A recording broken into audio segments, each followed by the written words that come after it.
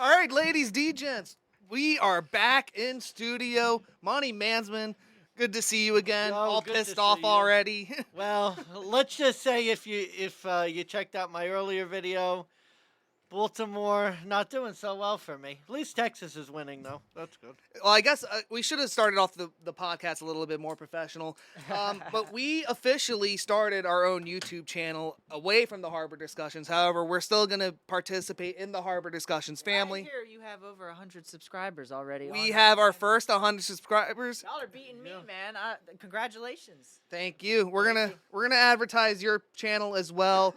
Producer John, how have you been? I've seen you've been having you had a couple good episodes with some good guests. So tell us a little bit Absolutely. about it. Well, shit. I can't even remember which guests have been since the last Distinguished DeGents episode. However, I just released the Fear of God episode. Yeah, we saw that. That's the latest episode. Some Baltimore hardcore OGs. That was cool. I got several interviews coming out. Alpha Hemp Solutions, local Maryland hemp-based product company. So, like, you know that hemp lotion? Yes. See? Shit is garbage. You need to go over to my guys. You need to go over to my guys, Alpha Hemp Solutions. You can turn that. Yeah. You can turn that down. That's loud as fuck. Messing up my voice. So I also have the Robo Kings and Tampa Pissmen, which is Tampa Pissmen. basically. Are we talking about the Buccaneers already? Alright. So they're basically some friends of mine that were in bands, and then a friend of mine, Troy, who has a very interesting story. He is an artist right now. He does like acrylic pouring, if you know. Okay. What it is. Yeah. Works at the cigar shop. Thank you for the cigar, Troy.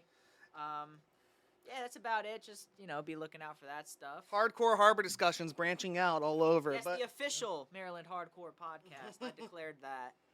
but anyways, There you go. we are back in studio. Happy Memorial Day, DeGents. Cheers, guys, to our 100 subscribers, and happy Memorial Day. Yes. Yeah. remember the Happy fallen. Memorial Day, everyone.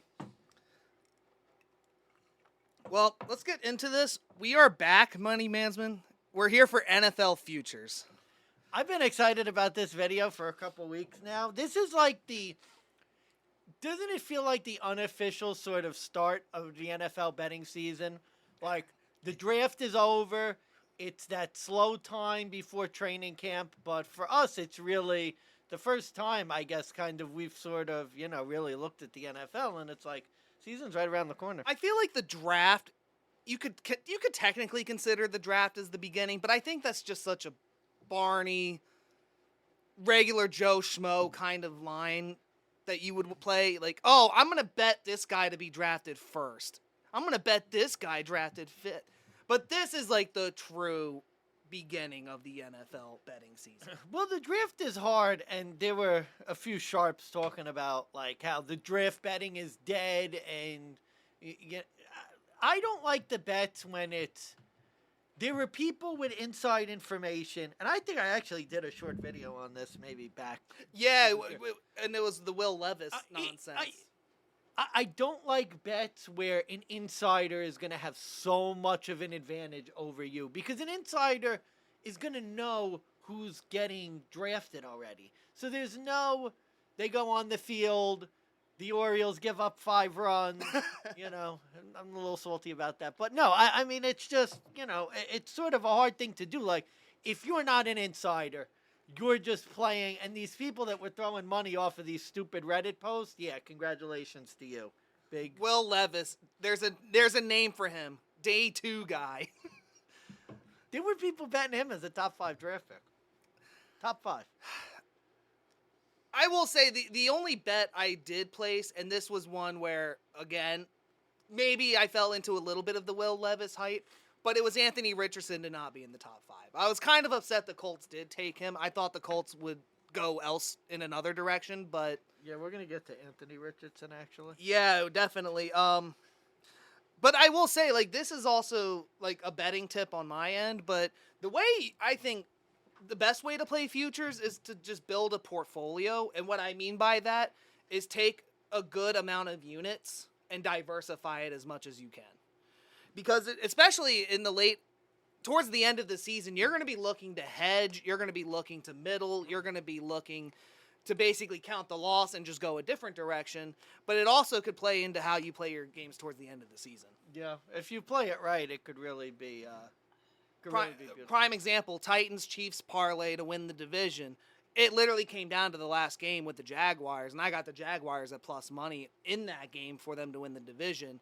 Hell of a way to hedge that situation. But I ended up actually, because it was a free bet too, I ended up coming out profiting more on that end than I would if I had just let it ride. Yeah. So that's why I say get in this as early as possible and make sure you diversify. Don't put all your eggs in one basket. Make sure you play the appropriate amount of units per bet. I will say that's the one place we're bad. Like, there are sharps who've been basically, like, the minute the futures come out, they start hammering them. So, I mean, we're probably a little late to the party as it is. But the other time, if you want to be really sharp, best time to play futures after week 1. Also known as Overreaction Sunday. Because, week 1, I mean, Yeah. The Arizona Cardinals will win by 20, and then all of a sudden their season win number will go from 4.5 to 8.5. That's just what NFL betting does. So, Or even better, say you hated Green Bay last year for whatever reason, which I know I personally didn't, but maybe someone out there did. Oh, look, Green Bay lost a game. Oh, their over-under still the same. Let me just hit the under. Go to week 2. They lose again. Oh, let me hit the under again. Like, I mean, it's not like one of us bet Green Bay every single week for like 9 weeks. but that's another tactic too, which I think you're more familiar with, and I think this was more applicable to baseball. But if you really like an over/under, which we will get into for what our best ones are for each division, spoiler alert. If you really like a number, there are ways you could just keep hammering it and double downing and triple downing and just end up really profiting, and that's a tactic we'll get into later in the season when it actually does start. Yeah. So I was going to say, what other news is there in the NFL world? I know that they extended the Thursday night games. They allowed more flexibility. What are your thoughts on that so far? Yeah, I mean, it's tough. Like, as a Bills fan, I'll just speak for myself. Like, we have so many primetime games this year. It's just really going to be sad because I love NFL Sunday. Like, to me, there's something about NFL Sunday, watching the Bills at 1 o'clock, and you just, like... It's America's pastime. I mean, it really is, John. It really is. You're right about that. And there's something sad about, like, when you're literally... Everyone else is, like, at the amusement park, and you're just either you've played on Thursday or you're playing on Monday, Sunday night, and it's just like waiting. That's hard. I mean, thank God for betting. Like, it makes it easier. And I'll tell you what, I'm curious to see one thing, though, to actually say something relevant. The sort of teams that get flexed into Sunday or that have multiple Thursday night games, got to look at that to sort of see this first year how much that affects. Yeah, on top of that, too, I wonder if the DeMar Hamlin situation played a role in why the owners agreed to do it. Because I know the NFLPA, pretty much any NFL player out there, was highly against flexing. In fact, most of them hate Thursday night games in general. I know some of the general public hates Thursday night games. Like, there's nothing more annoying than having to get out of work early on Thursday just to get home in time to make the game. Not so much here on the East Coast because our game started at 8:15, but if you're a West Coast guy and your game starts at 5, you're going to have to take off work at least a half day if you can. Then you're going to have to take off Friday. And it just makes you wonder when they throw these bullshit games out that, like, nobody really cares about. You would think that they would try to, like, throw in some good matches here and there, but it doesn't seem like they're even aiming to do that. But I think that's why, I mean, you look at the Thursday flexing, that's why it happened. Because you had Amazon Prime, they paid a ton of money, and how many times last year was it, Panthers, Jaguars in the pouring rain? Remember that beauty from last year? Or Falcons, Panthers in the pouring rain? That's why they did it. That's why they're flexing them. Welcome in, Dad. Welcome in. We're talking about the Thursday night football flexing and what that's going to do for betting season and in general. Yeah. But I want to sit over here where the mic is. It's up to you. I'm good right here for All right, man. all right. Just so, So- I'm in And that's, I'll go into it more when we get in the futures, but that's sort of my thoughts too. There are a lot of people that do this, and what they do is they look through each team, their schedule, and strength of schedule and stuff. Me, that's not my thing, because how many matchups looked really good at the beginning of last year. Oh, this is a sexy matchup. Jets Jaguars Thursday Night Football. This is fun. You know what I mean? So, like, you have to be careful about that. So the way I personally do it is, I mean, more of in the middle. Like, I do look at strength of schedule, but we obviously know by Overreaction Sunday, by week 4, literally by October, the whole landscape of the NFL season could change and flip. I mean, the New York Jets were looking like a hell of a team to bet on to win the division by week 5, and then look what happened. Looking like a hell of a team to win the division this year. We're gonna get to them. We're gonna get to We're them. gonna get to them. We're gonna get to So I mean, but with that, so what I do is like I'll look for the teams, but I look at the numbers and then I go look at the schedule and I say, okay, does this make sense to bet the over, and just start there. Like you look at a team, they're at 10.5. Do I think they're gonna win 11 games in a season? You could look. Then I go and do the historical stuff. I look at some stats. I look at their quarterback. I look at who they picked up, which I will introduce when we start getting into these, but. You kind of have to go from there and just make an educated guess. But you also have to look at the schedule and say, okay, how many of these games are toss-ups? How many of these games are they actually going to win? Where's your average? Where's your... especially with the divisional matches, you have to think, are they going to split down the middle? Or are they going to have an advantage in the division this year? And sometimes it's luck. I mean, let's be honest. The most dangerous pick, I think, is any futures bet on the Ravens. Because, I mean, I know. They're a team with Lamar. They're here. Without Lamar, it's totally different. And 2 years in a row, Lamar gets hurt towards the end of the season. Tyler Huntley has to come out. And then you wonder how many games they're going to win with him, and then they don't. Wasn't Tyler Huntley a Pro Bowl quarterback this year? Yes, he was. Yeah. He was a Pro Bowl quarterback last year. So was, what's his name? From Jacksonville. Trevor Lawrence. Derek Carr. Oh God! We're gonna save Derek Carr for later. Let's save it. We could. Let's get in. Okay, so this video will go completely so off the fucking all right. rails. So here's the format, We're guys. about to go off the rail. All right, here's the format. We're gonna do a 2-part episode here. We start with one conference. We'll go into the other conference in the next episode. 4 divisions in each conference. We pick the division winner, and then we pick our best over and our best under in each division. So with that said. So that's 16, 20 picks that we, the Distinguished DeGents, are providing for you guys just for shits and giggles. You could fade us. You could do whatever you want with it. This is just what we believe. If you've been checking out my baseball picks, you probably should fade this. So. And if you have been watching my hockey picks, you might as well just flip a coin. Because I have been dead 50% on my hockey bets this year. It has been... I swear to God, those over-unders kill me.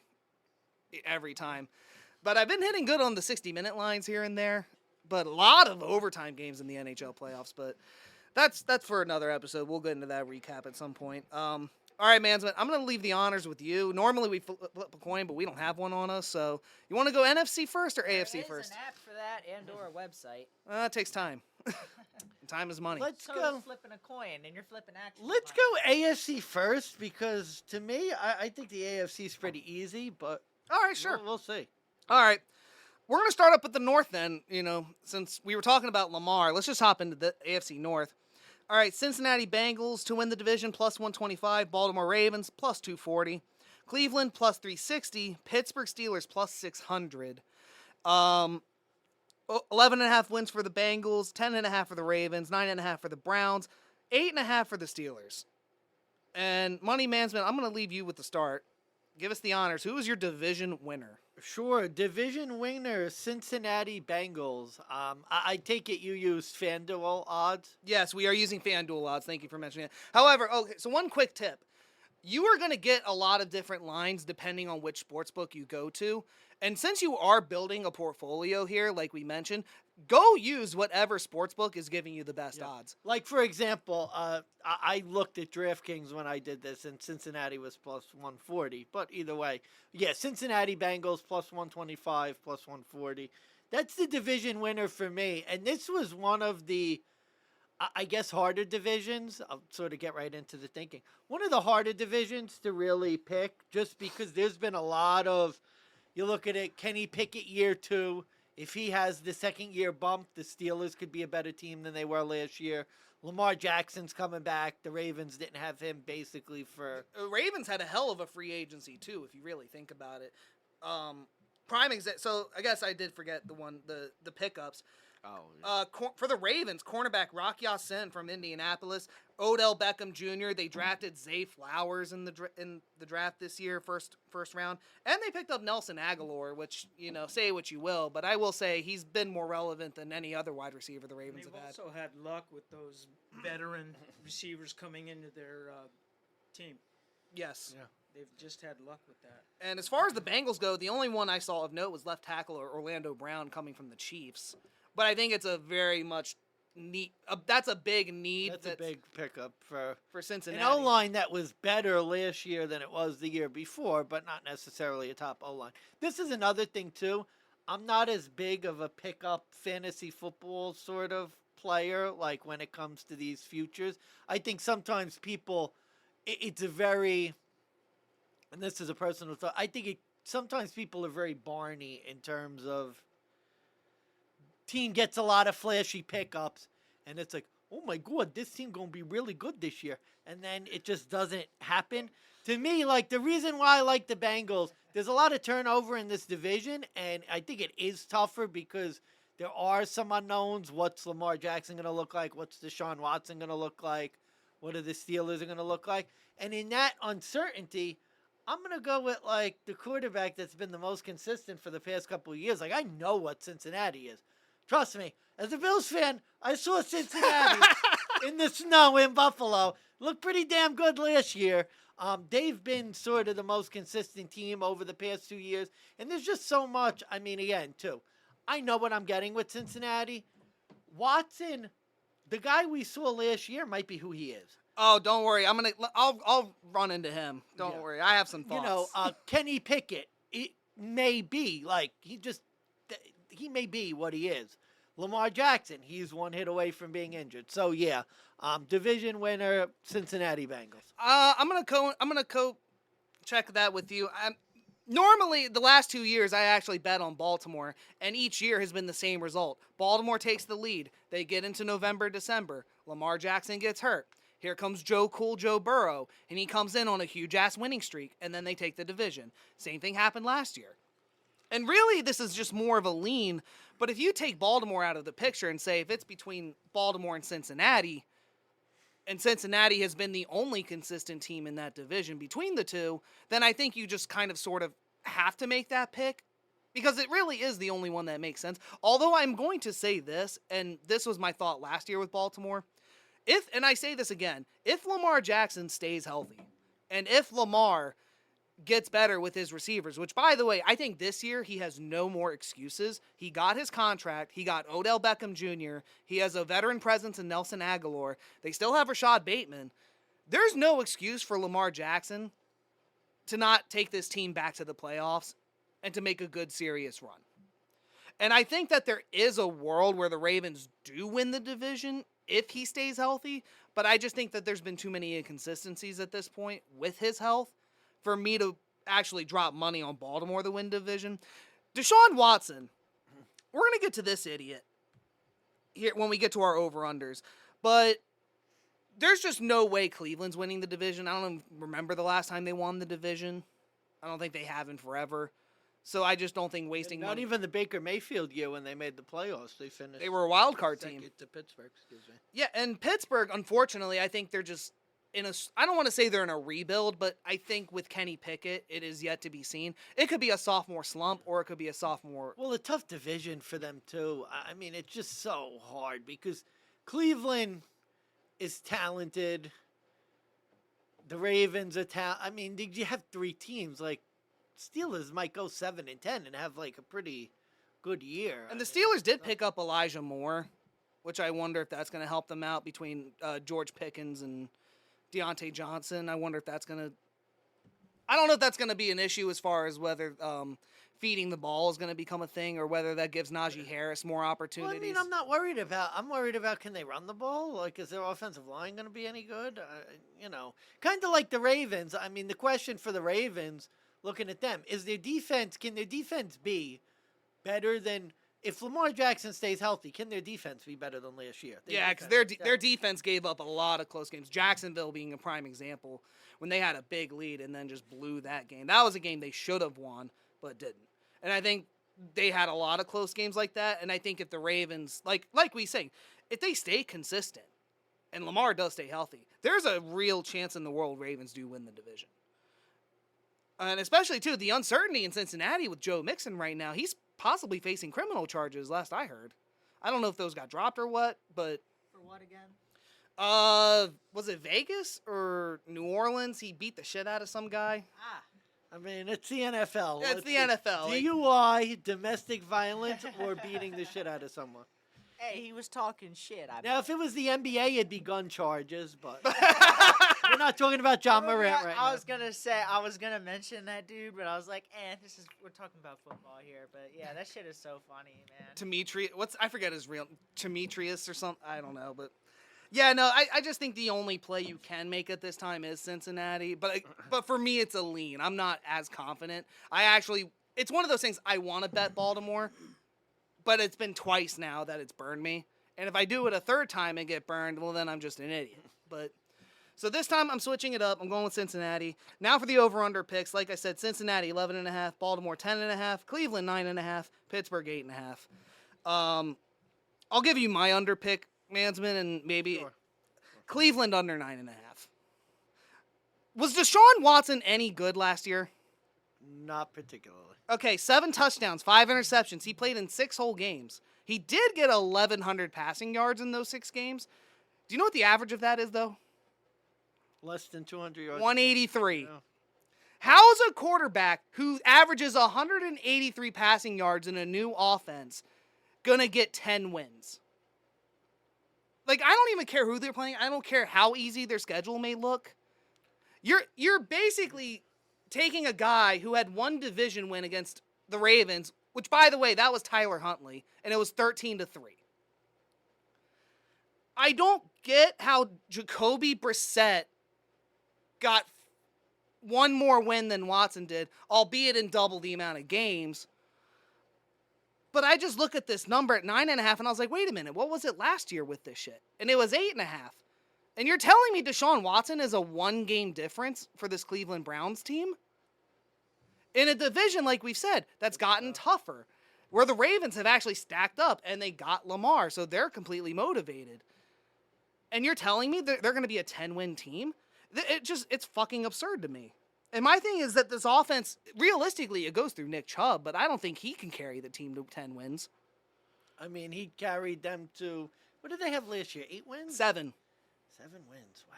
Deshaun Watson accounted for less than half of the Cleveland Browns wins last year. Yeah, I mean, he was not, But let's be real, he was not the factor of why they won. If you watch any of those games, I want you to tell me where on earth this guy was actually the X factor. That they paid him, $250 million? Maybe it's just a numbers play, and maybe it is just simply fade Deshaun Watson. And maybe he'll prove me wrong, but I'm looking at Cleveland's pickups, and they have Marquise Goodwin and Dalvini Tomlinson, defensive tackle. That was their 2 big pickups this year. I don't even know who they got in the draft, but I don't think it's going to be relevant. No one really comes to mind. I mean, the real question for the handicap is Deshaun Watson. Does he revert to Houston Texans Deshaun Watson? Because if he does, they could potentially get to 10. I mean, I would probably. I think the 9.5. I had it on DraftKings at -150. I would imagine FanDuel's about the same. Yeah, -140. FanDuel's at -150. Yeah, so I mean the market I think agrees with you. Yeah, that makes sense. That's probably not a bad pick. That's not who I went with for my under, but I would endorse it. I think it's a good pick. I don't disagree. I mean, it's a bit chalky at -150. I'll be fair. It's not the most valuable over-under play I got, but I think maybe it's a Barney Bester. If it just makes too much sense, you go with it. I don't really like this division all that much, but all right. So, what's your under pick then in that case? Sure. This is gonna sound counterintuitive. Bengals under 11.5. I I endorse this as well, but I want to hear your logic. The the AFC conference is just a tough conference, and their division I think is tough. And if Lamar Jackson doesn't get hurt, I mean, you know, I don't think you're going to go 6-0 in the division. Maybe you go 4-2. I think they'll be lucky to split. Truth be told. I mean, and if you go 4-2, then you gotta, you know, if you think about it, you gotta get 12 wins to beat. So me. you got to beat 8 other AFC and NFC opponents. And think about it, you were in first place, which means you're playing the Chiefs, you're playing the Bills. I forgot who on the NFC side that the AFC North has, but that's not really. But I just think that's a hard task. With as tough as their division is and as tight as I think it could be, for them to win 12 games.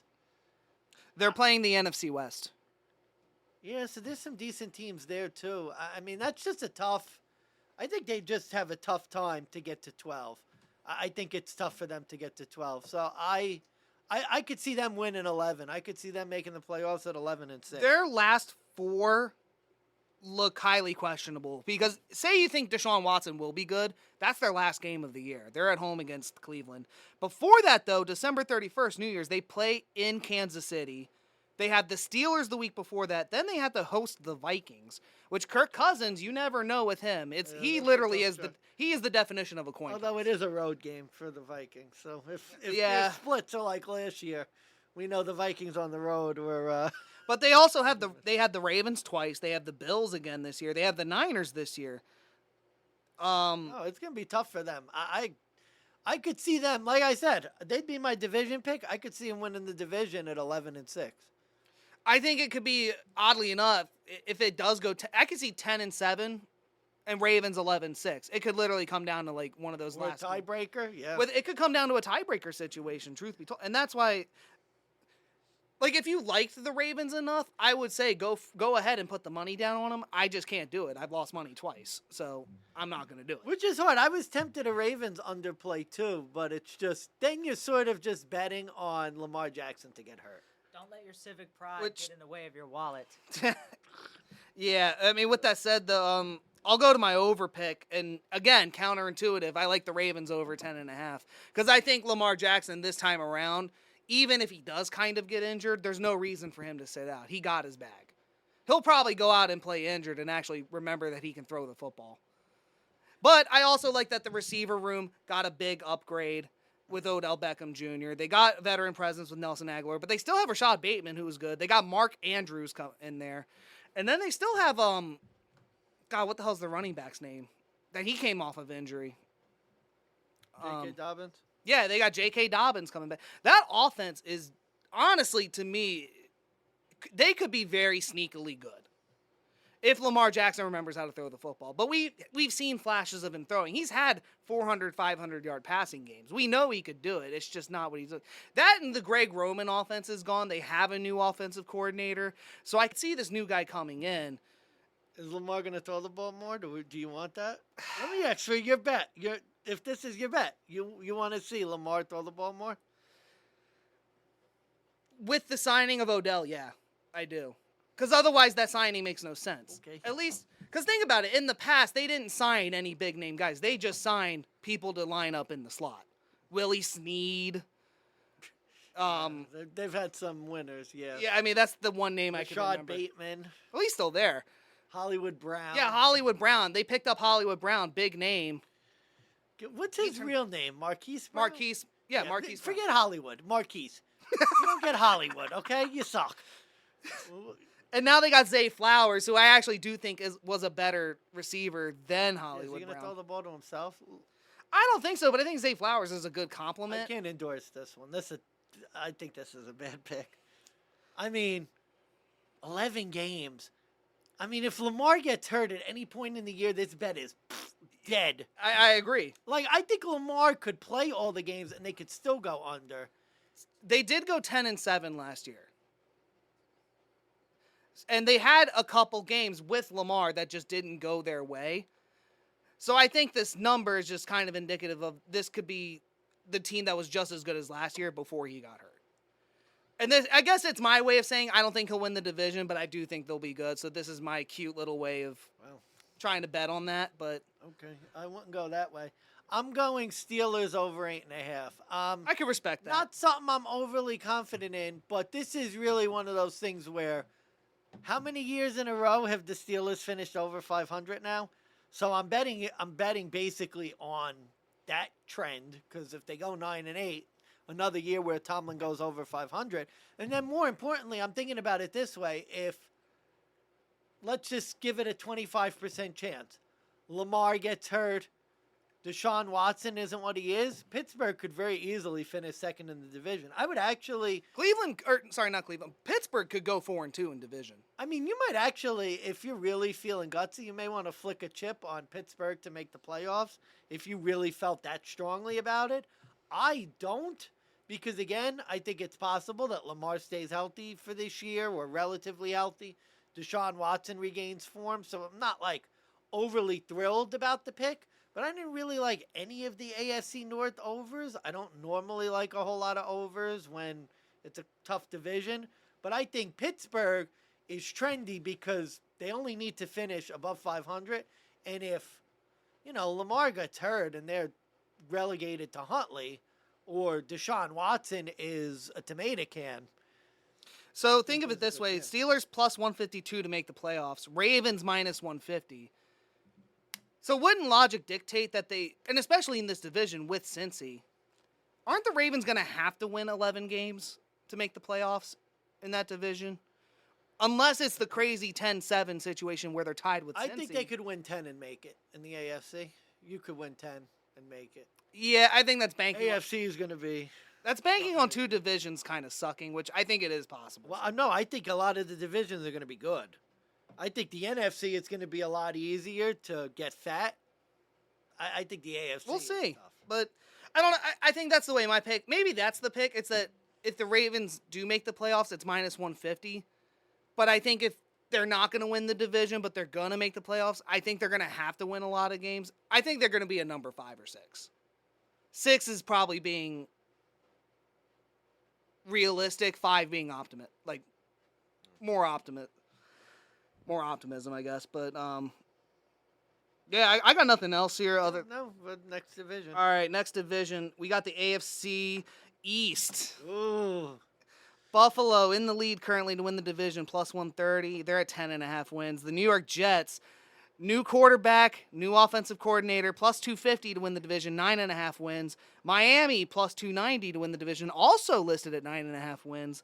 New England at the bottom, plus 750 to win the division, 7.5 wins is the number. I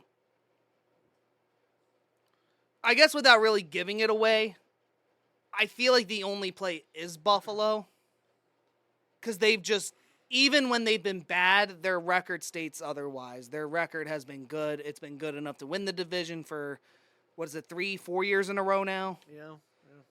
And I think you look at the other teams, there's no way you can convince me New England's going to win it with Mac Jones. Mac Jones might honestly be halfway out the door, given that situation out in New England. Really, Miami, I think if you like Miami to win the division, that would be the underdog play, not the Jets. And the reason being is you have to say Tua's not going to get another concussion, number one. But number two, you got to say last year wasn't a fluke. And Miami, again, another team that kind of came up, got stacked in last year's free agency, picked up a lot of big players. Now they're going to get a full season together, and I think we're going to see what they're really made of. So I think Miami is the tempting play if you do want to fade the Bills. I got feelings with the Jets I'm going to go towards later, but they do have a new quarterback. They have a new offensive coordinator, but they still have Robert Saleh. Ownership is still their ownership. I've never heard so much optimism about the Jets, but I don't get it, and maybe that's just because I'm not a Jets fan. Maybe it's because they're trying to relive the Brett Favre days, without the welfare, scandal. But Buffalo really hasn't changed all that much, and if anything, they got better in the one position they needed to, which was at running back. They picked up enough guys where they could do a committee situation, or they could finally find a guy who's consistent. Between Latavius Murray and Damien Harris as their pickups, either of those guys could be serviceable for your offense, in my opinion. But I think this is more your division to go with, so you're the Bills fan, so what's your take? What's Like what the Bills did in the draft. Dalton Kincaid, learn the name. Learn Tight the end, name, right? Dalton Kincaid, yeah. I have a good feeling about him this year. Think he's going to be a matchup nightmare for some teams. No, Bills are the play for the division. at plus 130 too? Let's start with Yeah, that. that's a really good price. I think the sort of downfall of the Bills has been greatly overstated. We lost Tremaine Edmonds. Here's a little secret for anybody who hasn't watched the Bills. Tremaine Edmonds wasn't that good. Like, I know a lot of people, they're like, oh my God, the Bills' defense, they lost Tremaine Edmonds. Oh my God. I saw him take a lot of bad angles, make a lot of mistakes, blow a lot of coverages. I'm not saying he's garbage, but, all pro Tremaine Edmonds, that was kind of a fall. Like, the Bills didn't really change all that much. They still got Josh Allen. Stephon Diggs, as far as we know, he's unhappy about something, the way the season ended, but he hasn't asked to be traded yet. We got Dalton Kincaid. I really like the guard we drafted from Florida. I just expect the Bills to be solid and sort of the same type of team that they were last year. I mean, it's basically like Cincinnati. They're going to be a force for as long as Josh Allen is wearing the red, white, and blue for the Bills. Now, some of the other teams. New England, not going to waste my breath on them. You've wasted enough cuss words. The Jets, here's the problem with the Jets, and I get what the Sharps are thinking. The Jets got below average quarterback play last year. If you get someone better, the Jets are going to be, 12. Where have I heard that before? I'll give you a hint. Walmart money, Russell Wilson. Well, especially, too, think about it this way. The first half of the year, the Jets' defense was good. Remember the Jets' defense for the second half of the year? What defense? Remember when they couldn't stop Seattle or Jacksonville late with their season on the line? If that's the defense we get, they're not going to be that great. And, oh, by the way, Aaron Rodgers, trust me, as somebody who bet on the Packers 3/4 of the time last year, Aaron Rodgers lost to the Lions in a game they didn't even need to win at home to not go to the playoffs. How many other games can we bring up that... I mean, no offense. I know Tom Brady did it. Tom Brady's the best quarterback to ever live. And he was, good when he got moved to Tampa Bay. Aaron Rodgers was bad last year, guys. Yeah, I'm going to throw you some numbers at how bad this guy was. Well, you know what? I don't think he's saying he was bad is correct, but I'm going to throw this out there. The Jets are projected number 2 in the division. They're second to win the division. Aaron Rodgers was 11th in passing yards, tied for 4th for most interceptions. Now, that was with Burrow and Mahomes. He had a 64.4% completion rating. I'm going to give you the names of quarterbacks that had higher completion percentage of passes. Oh, this should be fun. That had at least 300 passing attempts or more. Now, Rodgers threw for 500 passing attempts. Now, these are quarterbacks that at least had 300 but had a better completion percentage. Tua Tagovailoa, Mr. Concussion himself. Mac Jones. Ryan Tannehill. Your favorite quarterback of all time, Kyler Murray. Oh, Jesus. Andy Dalton.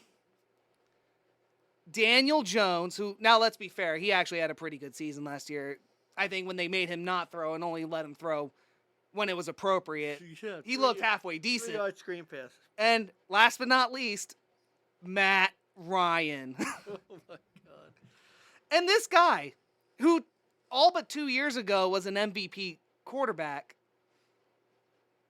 played pretty much like a middle-of-the-road, average guy.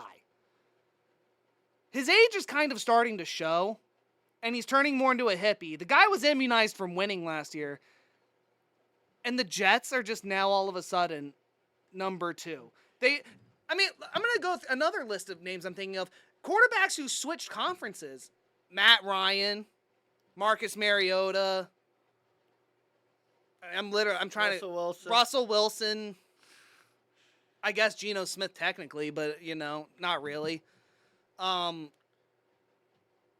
I mean, were there any other? But I mean, if you look at those three as an example and look how well they did in their first season. Now, I get it. Aaron Rodgers is probably better than all of those guys. But I think it's just insane to think that this guy's going to come in and win the division when you have a Bills team who has been nothing but consistently great as far as the regular season goes. They've at least got 13 wins. And you're going to come, and that's the thing. You have to think, if you're going to beat the Bills, you got to at least get 13. Their number's at 9.5. So you're basically projecting 4 wins on top of what they're projected to get. I think it's absurd. I'm just concerned the Jets are getting a lot of hype because Aaron Rodgers went there and it's New York. I mean, I don't really think they're going to be that, I don't know if they're going to be that much better than last year, to tell you the truth.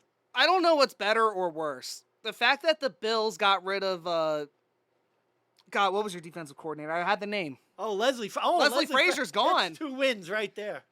Leslie Frazier is gone for the Bills. Yeah, that's even better. I should have commented. The Jets offensive coordinator. They went from Mike LaFleur to Nathaniel Hackett. Yeah, well, Aaron Rodgers loves him. They trust him. Mr. I can't count time. Mr. I suck at calling timeouts correctly. Mr. I sucked at coaching so bad, it made Josh McDaniels look like a decent hire for Denver. I mean, holy shit. This guy was terrible as a head coach. He was a quarterback's coach for Green Bay? And now you're going to essentially give him another promotion to offensive coordinator? And the Jets are still set. I don't get it. God, the Jets, just to me, if anyone follows baseball out there, San Diego Padres of football. And this is my best. I don't care. I'm actually going to advertise. Best underplay, under 9.5. You can get it at plus 110 right now on FanDuel.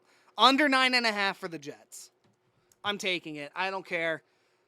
The Jets have not been. They're going to get more wins this year than they've had in the last 2 seasons. With the same head coach. With a guy who can't count time. And with a hippie who's immunized from success. Well, especially too, man, they have a brutal beginning of the year schedule. Oh, they do. And God, can't you see them? First 6 games, Josh Allen, week 1, at Dallas, New England, Kansas City, at Denver. I mean, God, if they go 1-4, can't you just see Salah, job on the line? Salah might get fired by the... Will Rodgers start to tune out, getting ready to go in his ayahuasca retreat or whatever? And the best thing, too, is Rodgers bitched about the lack of receivers that he had, and then proceeds to bring 2 of them over with him, and Alan Lazard and Randall Cobb. Which is crazy, because the Jets' receiver room was not the issue. In fact, I thought their receiver room was like one of the top 10, in my opinion. I mean, they had Garrett Wilson, they had Elijah Moore. I'm trying to think of the other kid they had, but he was like a special teams fucking... Braxton Berrios. I mean, like, if they had just kept him and developed him, I think they could have been really, really dangerous for Rodgers. But no, Rodgers just wants to bring in the same guys he had. He wants the same familiarity, so he wants the same type of loser mentality. I feel he wants to change without really wanting to change. Yeah, I'm not sold on the Jets, but I actually have an underplay. I like more Dolphins under 9.5. I'm intrigued. I am not sold on...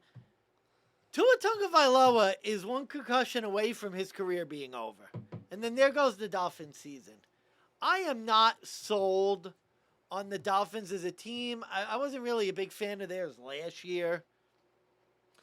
One more note. The Jets, I'm looking at Sharp football analysis. Warren Sharp, for anybody who's interested. According to him, the Jets have the,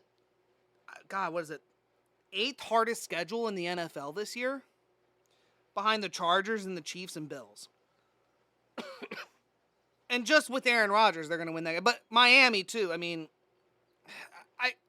I'm sorry, I interrupted. Continue. They picked up, what's his name, Jalen Ramsey or whatever. Yeah, they did. Okay, so he'll get cooked twice a year by Josh instead of once a year. We know that he's Josh's bitch. They did get Mike White as a backup. Does that... I mean, we've seen what Mike White is. I don't think the Dolphins are... I wasn't really a big fan of theirs last year.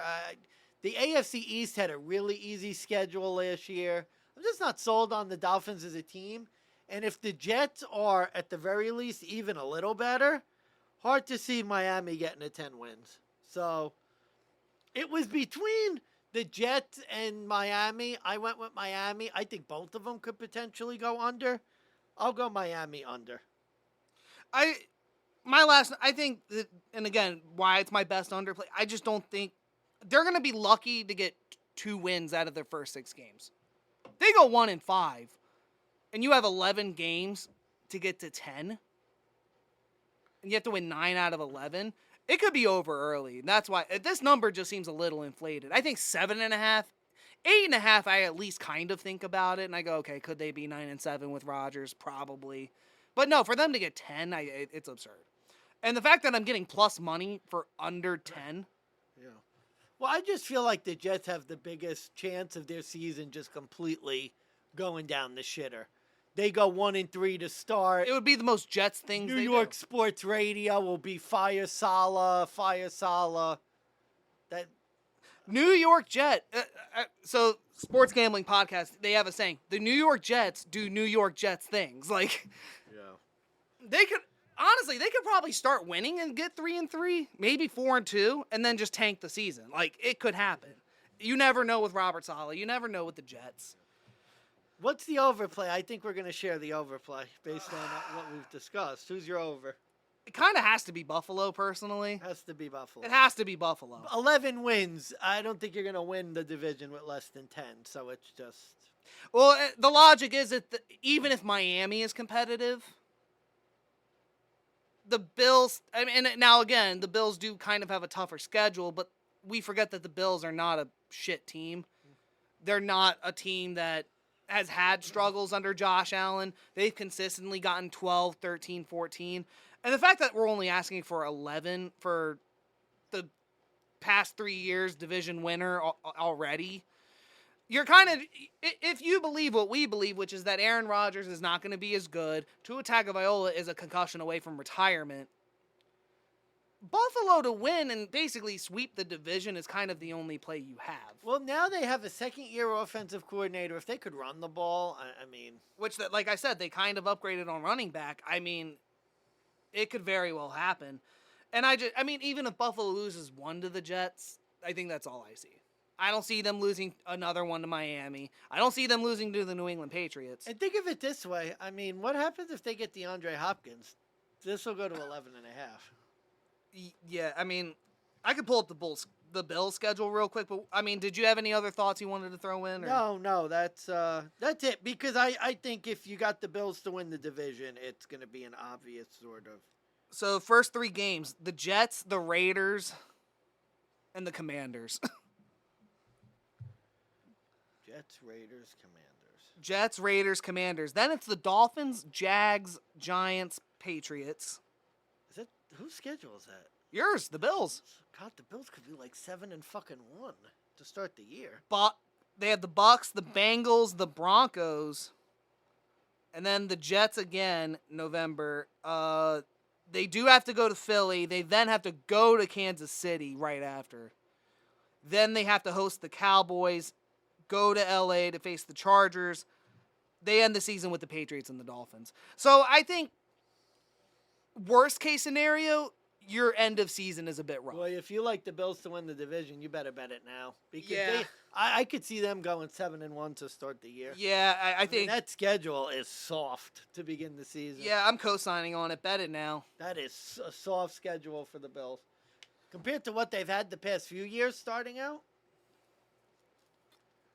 And the Bills have been a team that normally gets off the hot start, maybe fades a little bit later. Okay, let's go into the West. Kansas City to win the division, -160. LA Chargers to win, +300. They're 9.5 wins. Kansas City's 11.5. Denver, +550 to win the division, 8.5 wins. Vegas Raiders, 1,200 to win the AFC West. Over-under is 6.5 wins. Again, more of an obvious play, and I love my Broncos. I love the pickup with Sean Payton. But what kills me there is our new defensive coordinator. We couldn't keep Jairo Evero, who arguably had the best defense in the NFL. We gave him up for Vance Joseph, who was 24th Oh, your boy. in the NFL for defense with the Cardinals. Now, I will say the Broncos' defense, as far as player staff goes, is better than Arizona's. But Arizona also had J.J. Watt. They had their own superstars here and there. Where'd Ebro go? Carolina. Oh, D coordinator, though. Yep, D coordinator for Carolina. Sean Payton brought in Vance Joseph. And I think that's going to be a major killer. And I really believe if it wasn't for that, I think an argument could be made maybe Denver gets a bounce back. How But many that times just have you guys beaten the Chiefs? that, How many and times that's have you guys beaten the Raiders? You have we, never. we beat the Oakland Raiders before. You have never. That is so crazy. If anyone hasn't listened to the show before, this will be a short video, by the way. The Las Vegas Raiders have never lost to the Denver Broncos in their history. It is so As absurd. the Vegas Raiders. That is insane. It is absolutely. That's okay though. Derek Carr, the Bronco killer, is gone. Derek Carr, it the Bronco- shows, by the way. When you Derek go Carr, to the a Bronco killer, game, is gone. It shows when you go to a game. But don't worry, the Vegas Raiders replaced him with Jimmy Garoppolo, who, by the way, has not passed his medical inspection yet and is pending another one. And if he fails it, may not be the starter. And I actually have no idea who the Raiders are going to be left with. Jared Stidham, maybe? No, Stidham went to the Is he Broncos. suffering from Oh, general Jesus. physical problems, or is this like a drug thing? He had Okay, we he need had a to- foot injury. Here we go. We're going to do a little. I got to do this. Here we go. Vegas Raiders QBs. Let's see. I mean, it's absurd to me that. Brian Hoyer. Oh, Jesus. Oh, well, he was with Josh McDaniels, so maybe that makes sense, but. Yeah, okay. How have Belichick assistants done career? Piss poor is a nice way to put it. Piss poor. But so were my Broncos last year, so I think both those teams are out, truth be told. Walmart money can do so much, but remember, if you're still going into Walmart for some things, you might want to question your life. So, it kind of comes down to the Chargers and the Chiefs. And you know I hate the Chargers. But truth be told, this is the question of the year. The Chargers got offensive coordinator Kellen Moore. And what difference is he going to make, considering he's going from Dak Prescott to Justin Herbert? And if you actually think it's an improvement, God bless you. I don't. Kansas City Chiefs to win the division. I think it's... I mean, 30-29. Wasn't that the Jaguars Chargers game when the Chargers were up like 28-30, something. 28-3? The game was over. We were about to take a nap, and then you look and it's Some like, people oh, did take a nap. Jesus, look at Jacksonville go. That was crazy. But yeah, this is going to be short for me. Sadly, there's really only one play. Patrick Mahomes, Andy Reid. That's it. That's the handicap. They still have Travis Kelce. They still have... I mean, their division record is what? They've lost like 2 division games the past 10 years. both to the Chargers.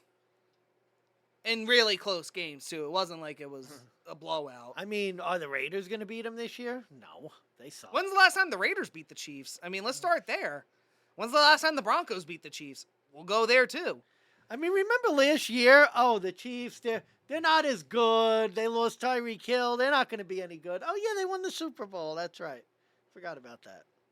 Yeah, so that handicap's easy. I'm not going to... Yeah, I mean, Chiefs. you would have to make It's a big number. But For me, you have to make the argument for the Chargers, and there's just too many unknowns. Because I'm not going to throw my money on Kellen Moore to upset Andy Reid. Well, Justin I'm not Herbert's doing a it. loser right now. He can't. I mean, you could talk about Josh Allen all you want. I mean, Justin Herbert, he blew they blew the tie against the Raiders the year before. Then last year, they blew a 25-point lead To Jacksonville. to Jacksonville. I mean, they just don't know how to win. They're just not winners.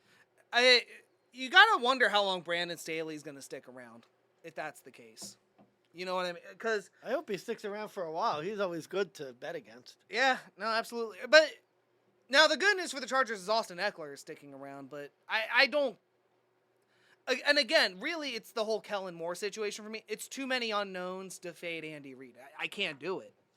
No, you don't make a lot of money fading Andy Reid. No, you do not.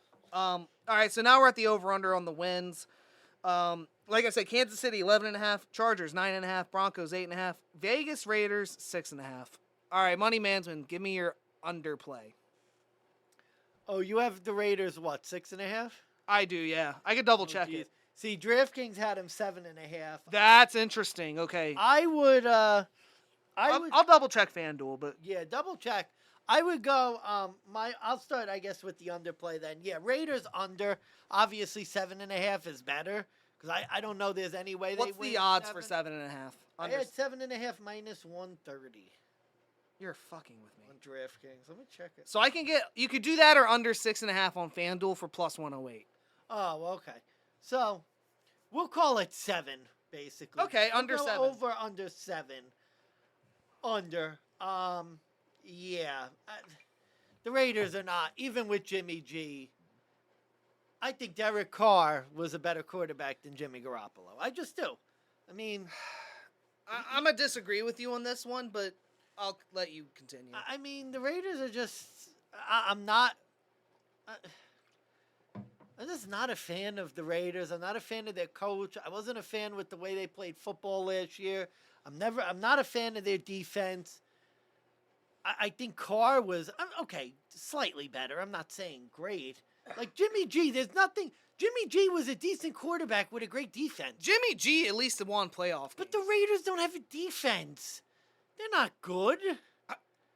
San Francisco was a Super Bowl team. I think you're asinine for saying that Jimmy G is a worse quarterback than Derek Carr, but I will agree. The Vegas Raiders defense is abysmal. See, it's hard because I'm not so strong where it's like, oh, this is so easy, it's just guaranteed. Like I think Derek Carr was a little bit better. I mean, remember Jimmy G was on a Super Bowl team. Like they had a number 1 defense in the league. Derek Carr every year. Raiders defense 30, 29, 26, 28. Mike Mayock couldn't draft his way out of a paper bag. Mr. Cracker. And now we like Bill Belichick's offensive coordinator. I'm not even calling him by name. Bill Belichick's offensive coordinator. We like him as a coach? No, we don't. I mean, they lost to fucking, what's his name last year? Jeff Saturday. Remember that? I remember that. Oh my God, Raiders minus 5.5. This is like the easiest fucking money. What did I tell you though? To be fair, what did I tell you? I was like, do not do that. I said to take the Colts plus 5.5. Jeff fucking Saturday they lost to. Yeah, no. Anyway, Raiders. That was the craziest NFL game. Fuck Lamar Hamlin. The Colts Raiders was the craziest NFL game I ever saw. Raiders under. Raiders on. Okay. This one, I'm very ashamed to give you my underpick. This hurts. I'm not gonna lie, but Broncos under 8.5. And this isn't so much that I think that they're going to be a bad team. This isn't so much that I'm not optimistic. Really, it's more of a historical purpose, and that the Broncos have not really broken 500 all that much. And until they do, I don't think it's worth betting money on them to be successful. So if you're going to have a play, Broncos under 8.5 to not be a 500 team kind of makes sense considering you look at their odds to just make the playoffs, and it's ridiculous, but you look at their odds to miss the playoffs, it's even more ridiculous. Like, I'm trying to load the page now because, of course, it wants to be fucking slow.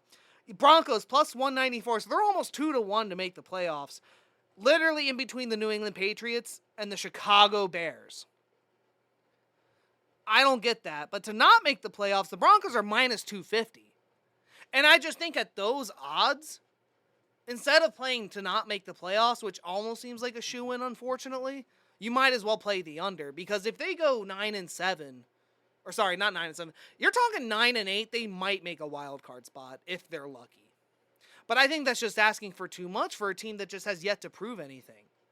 And I think it's ridiculous that you're saying they're going to be an above 500 team with a new head coach and one of the worst defensive coordinators last year, considering of how much of a major downgrade they took. We literally dropped Brandon McManus for the purpose of salary cap, but we have yet to sign anybody with it. Fucking idiots. stupid Walmart ass money. I swear to God. Ugh. So I told you. But that's my underplay. I told you we were gonna fight. My overplay. Now I want to just preface it. This isn't my best bet. No. Broncos over 8.5. Oh, fucking hell. Do you want to? Can we switch jerseys? I mean, because you sound more like a Broncos fan right now than me. But So Sean Payton. I mean, we have to remember.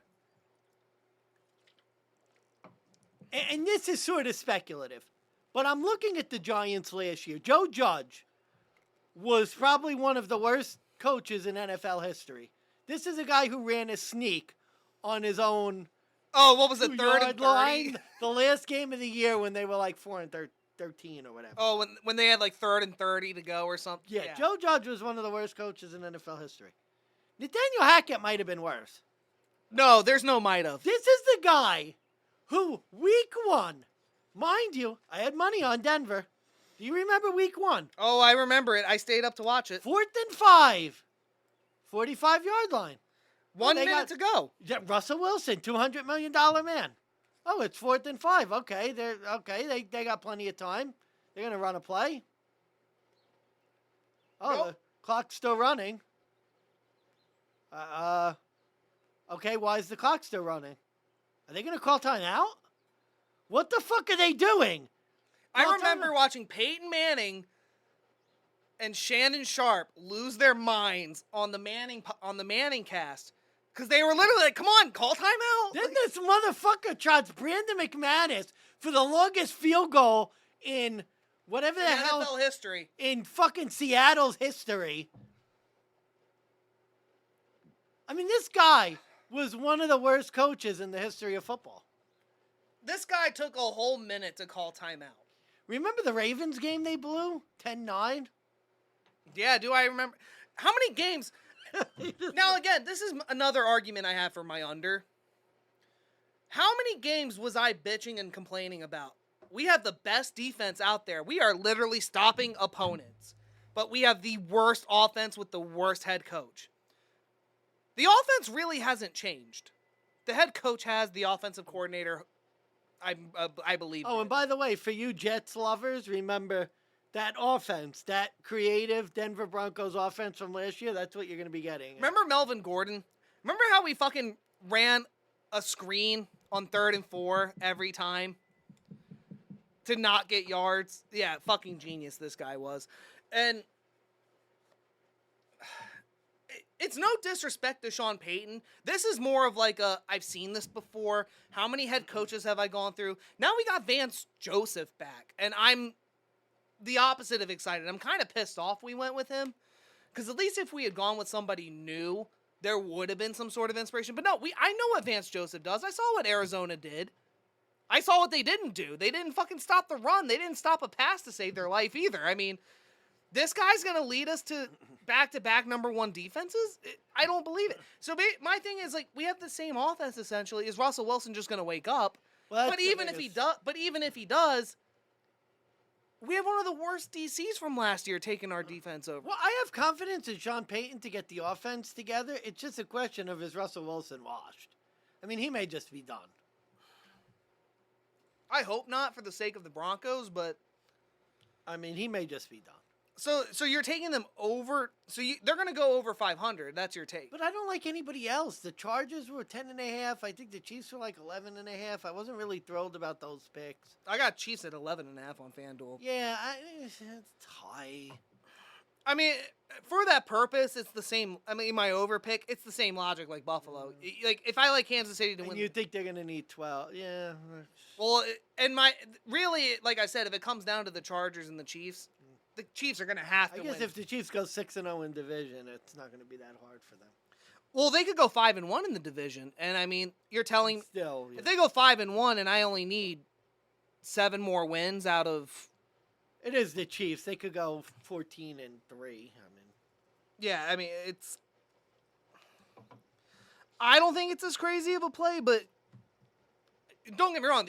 They have a harder schedule this time around. They don't have. I mean, not that Juju Smith-Schuster did much, but I don't even know who their wide receiver 1 is at this point. But they still got Travis Kelce. They still got not Mecole Hardman. Got Isaiah Pacheco. Oh, they're going to be. They're going to be Chiefs are gonna fine. great. It's They're just gonna be great again. I mean, do I think they could get 12 wins? Yeah, I do. Oh, hell yeah. Because they do every fucking year. Yeah, no, they could. So if I think they're going to win the division, I just think they're going to have to Yeah. win to be It's successful. not bad. I can't argue with it. But I mean, that's my overplay, but that's a default over. It's not my strongest one either. But no, Broncos under 8.5. I just don't know. Why am I going to bet the Broncos to be over 500? You'd have to really think the Chargers are going to take a step back. And I don't know. See, it's weird because Denver sort of feels like a Jets play. Same thing. Team with a good defense where it's like, can Sean Payton, can the defense stay where it is? And can the offense be good enough? See, I think the Broncos defense was better than the Jets. Oh, without a doubt. So it's just a question of can their offense be good enough and the defense stay the same? But obviously your handicap makes sense because you're saying Vance Joseph isn't going to keep them where they were. I don't think Vance Joseph is going to keep them where they were. I do like the pickups we had in free agency. Ben Powers, guard, right tackle, Mike McGlinchey. So I think that's going to help Russ. And I think that, like I said, I think two things can both be true. I think Sean Payton can wake up this offense. I think he can get them more productive than where the fuck we were last year. But then again, I think a retarded squirrel could fucking get us to more offense than fucking last year. I got to say, I do like your first round pick from this year. That cornerback you got in the top 5. Oh, you mean the new head coach we got with our first Oh, round wait pick? a minute. That was the Seahawks. Never mind. Yeah, exactly. Defensive end Zach Allen was another good pickup we had. But Vegas hasn't done much. The Chargers really haven't done much either. Kansas City really hasn't changed. And my thing, this is, God, what's the word? Parity. This is parity in its finest with the AFC West. Not a lot has changed. Denver kind of had the most pickups, but there's just so many unknowns. And with Denver with unknowns, it's always been bad. Yep. So If you could beat the Raiders, that'll help that number anytime. And now this is professional advice. I'm cheering on my Broncos every fucking game. I hope I'm wrong. And if I am wrong, I'm not going to bet this personally because you don't bet your team. That's just a law you don't do. But you know what? Like, that's my advice to you guys. You want to play? Here's a play. Don't bet on the Broncos. They've sucked every year. Until we don't suck, don't waste your you money. get a good start of the year, yeah. Yeah, I mean, that's just the play. Gotcha. All right, here we go. Oh, last division. Last one for the AFC, and I think we're going to fight here. No, we're not going to. We shouldn't fight. We shouldn't. Well, I don't know. We're going to see. Jacksonville to win the division, minus 160. Over under 9.5 wins. Tennessee is plus 360. 7.5 wins there. Indy plus 550, 6.5. Houston plus 800, 6.5. A lot of decent pickups here. I'm just going to break down the basic ones. Jacksonville didn't get shit. But they get Calvin Ridley back from suspension due to gambling. Hashtag DGen. That's a DGen right there. Calvin Ridley, if you're listening, interview, buddy. Calvin Ridley. Pull us Interview, and we will buy your jersey. We promise. Anyways, Tennessee drafted quarterback Will Levis. Indy, they drafted quarterback Anthony Richardson. Houston drafted rookie quarterback C.J. Stroud. They also got Robert Woods off free agency. They also drafted rookie edge Will Anderson Jr. Lot of rookie moves here. A lot of things changing up. Houston has a new head coach. Indy has a new head coach. Tennessee is still Tennessee. And Jacksonville is still Jacksonville. So, Monty Mansmann, who is your team to win the division? So this is the sort of my best play for the AFC South. I hate the number, but Jacksonville minus 160. I mean, they're the only team that's not a disaster right now. We don't know what the Titans, what their quarterback situation is going to look like. How long is it really going to be before? I think Tannehill's still there for now, right? Yeah, Tannehill's still the starter. I mean, how long's he going to last? Is Will Levis going to get in halfway through the season if they get off to a bad start? Is Will Levis going to step in if Tannehill gets hurt? Yeah. I mean, they already quit on Malik Willis. The Colts are a dumpster fire. The Texans are a dumpster. Like, it's just, I mean, Jacksonville's like the only team that has a semblance of, and I hate to do it because I normally don't like to bet on those teams that like came out of nowhere and went worst to first. But it's like Jacksonville's the only team that has like any established, like anything. They have a coach with Super Bowl pedigree. Now, Tennessee has a coach, but I don't know. They're like in Mike Vrabel. They're like in a weird rebuild or whatever. I don't want to say rebuild. They had a step back. Yeah. They lost AJ Brown, and it just hasn't been. The same. mean, I don't know who their receivers are. Probably still don't have a running back. They have Derrick Henry. Okay. I mean, is he alive? How old is he now? 70? We've got a lot of. I think he's only 28, bro. He's got a lot of wear on those tires for 28. Hey, but I mean, look, I have him in fantasy, guys. I'll be fair. I can only support Jacksonville here. That's the best sort of. I like the NFC a lot better. I think it's a lot more fun. AFC. The NFC is a lot more debatable. Yeah, I like the NFC a lot more, but this would be my best. I just don't know who else could win besides Jacksonville. In this. It's simple. It is Tennessee. Oh, you and like that's Tennessee? my pick. I'm curious. It's a why. value. It's a value play, I'm and not just really. Curious why? It's not a. I'm not saying it's a value play, as in like, oh my god, this is my best bet ever. I'm gonna say this now. This is like.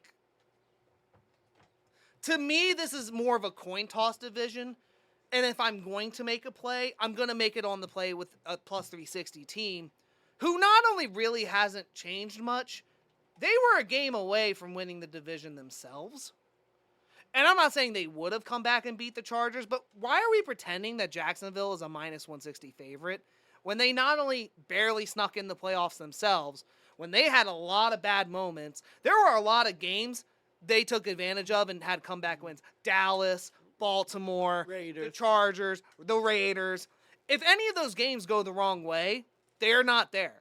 So why are we just assuming that this team is like the biggest favorite known to That human is fucking kind? true. I mean, there is one fear about the team that goes hot in the playoffs, and then, well, we'll get to that when we get to the NFC. Yeah. East, but And Tennessee, I mean, don't get me wrong. I'm not saying they're the. I don't think it could be Houston because they literally are in the middle of rebuild. Although I like the direction they're going in, it's yet to be seen if they're going to be any good. C.J. Stroud could be a bust. Will Anderson could be the only good thing that comes from it. Indy, new head coach, Anthony Richardson, very dangerous play. Although I will say they have arguably one of the easier schedules in the NFL from what I can see. So it wouldn't shock me if Indy kind of makes a run with a rookie quarterback. But I don't know if they're going to muster up enough wins to do it compared to Jacksonville, compared to Tennessee. And Houston, even if they get hot and try to make a run with their new quarterback. I mean, if C.J. Stroud ends up being Deshaun Watson 2.0, look out for fucking Houston. But with that said, I mean, Jacksonville, I just don't think is a... First of all, I don't think they're a 10-win team. I'll start with that. Oh, fuck, I don't have my notes there. To me, it's like you could play Jacksonville, but it's too much chalk for it to really be worth it. For a team that barely made it to begin with. I think the thinking is it's basically, like you said, a coin flip, and if the coin flip is Jacksonville or Tennessee, I don't know. I don't have high hopes for Tennessee. They burned me a couple times last year. Oh, they burned me too. I mean, to me, it's just the story of the AFC, I think. And all the picks have been the same. Established quarterback. Who has the most stability in a tough time? So how is Trevor Lawrence an established quarterback Compared to everyone else? I would say Ryan Tannehill is more established than Trevor Lawrence. I mean, he was hurt half of last year. I give you that, but if he's not hurt this year, if both quarterbacks are healthy, Trevor Lawrence, Ryan Tannehill, what is it? It's a coin toss, right? I think Jacksonville's probably a little bit better as a team. They had a hot run, but they had a lot of lucky breaks, and I just think their luck has to run out. Whereas with Tennessee, I think if they do get the edge here or there on a couple games later in the season, I'm not saying that the Titans are going to be great. I'm not saying they're going to be like the number one seeded team they were 2 years ago. What I'm saying is if they have to make a division play and I have to pick a team, I'm not going to pick the team that ran hot at the last second, had one good comeback, had a decent game with Kansas City, still lost. I mean, that's fair. All I'm saying is in the next video, Minnesota better not be your fucking pick for the NFC. We're going to fight. All right, what's your underplay? Right, underplay. Easy one. Colts under 6.5. I respect that. I think Anthony Richardson is going to be an all-time draft bust. Ooh, All worse time. than Jamarcus Russell. Well, he's got a lot of Jamarcus Russell in him. Not necessarily the donuts and stuff. I don't know. He could be a really hard worker. But just a lot of physical tools, completely sort of like unpolished, has no idea how to play quarterback. This guy to me... He has a big arm, but that's about it. I think this guy could be an all-time draft bust, and if Indianapolis starts off bad and he goes in, I don't see Indianapolis winning. Wait, who's starting for Indy if it's not him? It's not Matt Ryan, is it? No, isn't it that guy? What's his name? Nick Foles? No. Jeez. I was gonna say, like, that guy who started last year. the dipshit from Texas. Yeah, the dipshit from Texas. Oh, they got Gardner Minshew. Oh, I see why. Sam Ellinger was his name, but yeah. Sam Ellinger. So Sam Ellinger, Gardner Minshew, or Anthony Richardson. You know what?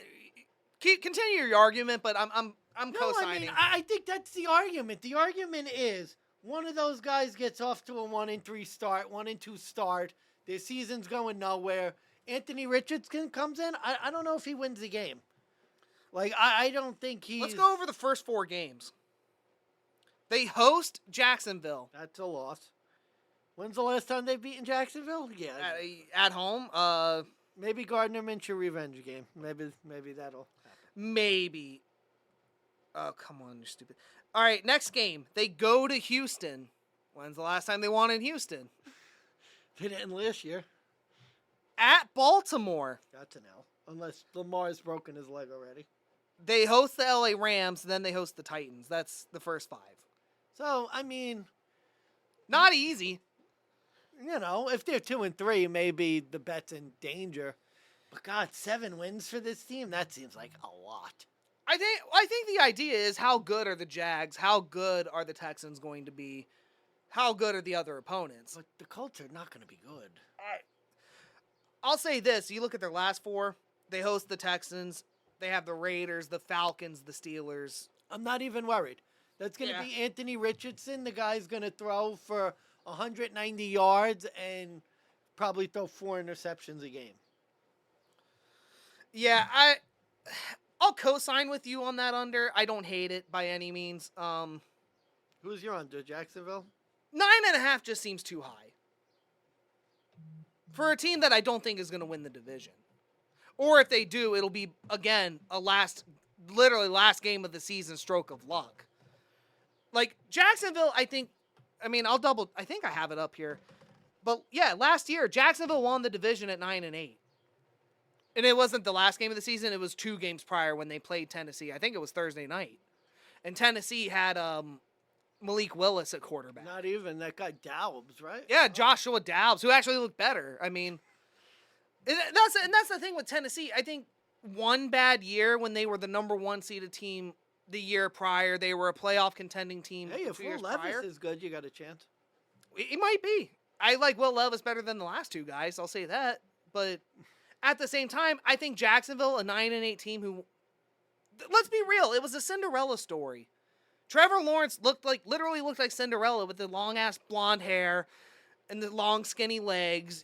But we're gonna bet this guy to not only get 10 wins, we're gonna bet this guy to win the division. I actually really want Houston to get off to a bad start. I really like Houston. I think Houston could be last year, the Sharps, on my podcast that I watched, they really loved Houston.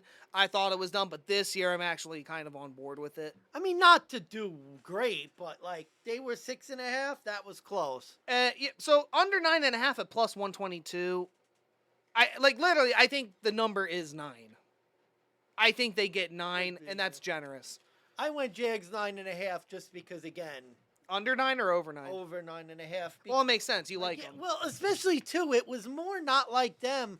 I agree with you. I think they could win it at 9-8. I just didn't like really anyone else to go over in that division. I think the AFC South is going to be the doormat of the AFC. It's possible. I like Tennessee over 7.5, minus 105. And again, Tennessee, I think, even if they don't win the division, I think they could get 8. I think a lot of teams are going to get fat on the South. You might be right. Not that good. All right. So with that said, my division picks: Cincy, Buffalo, Kansas City, Tennessee, You're going with Cincy, Buffalo, Kansas City, Jacksonville. So far, pretty Barney of you. Yeah, chalky. Chalky and Barney of you. Chalky McChalky. All right. Best underplay for me in the AFC. Go Jets under 9.5. Get it at plus 110 while you still can. And get the Bills at plus 130 in the division while you still can, because they're going to feast early. I guarantee it. I would go Jags, my best division. Jags 160 again, just because it's basically a 2-team race. I do think they're the better team compared to Tennessee. Over, yeah, I think my best over. Bills over 10.5 as my best over. Best under, I would go with Cincinnati under 11.5. I think 12 is just tough conference. I think it's going to be hard for Cincy to go. Cincy under 11.5 is minus 134. Kansas City to get over, which I think is going to be my best play. Over 11.5 wins. Kansas City minus 128. All right, DeGents, thanks for checking out our episode. Yeah. Thanks for checking us out for the AFC futures. Stay tuned for the NFC futures, where me and Mansmann will probably throw fists. Thanks, Producer John. As Producer always. John, Harbor Discussions, Good for to be hosting us. back. We are back. We're coming at you live.